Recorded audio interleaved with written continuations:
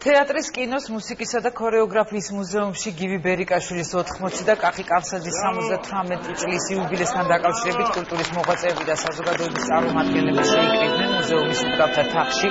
ცნობილი ქართველი მსახიობების ხელის ანა ბეჭდები გაიხსნა, მოეწყო ფოტოექსპოზიცია, გამოიფინა ძველი აფიშები. კულტურისა და ძეგლთა დაცვის მინისტრმა მსახიობებს დიდოსტატის ორდენები, თბილისის მერიამ კი ფულადი პრემიები გადასცა. ანა ბეჭდების გახსნის ცერემონიალს საქართველოს პრემიერ-მინისტრი ბიძინა ივანიშვილი ჩემი საქმე, ჩემი მოღვაწეობა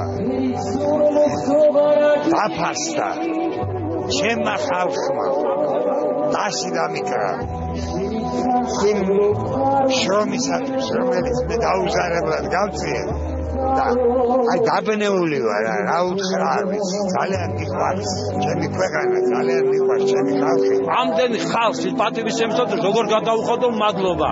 რა ფორმა მოგძებნო ამისათვის, როგორ უთხრა შენი ჭირიმე ჩვენკენაცვად. მაგ საერთოდ ყველას მადლობა იმ დამოკიდებულებისათვის, იმ სიტყვისათვის, იმ გამოხატვისათვის, რაც მე და გივის მიმართულებით მივიღე.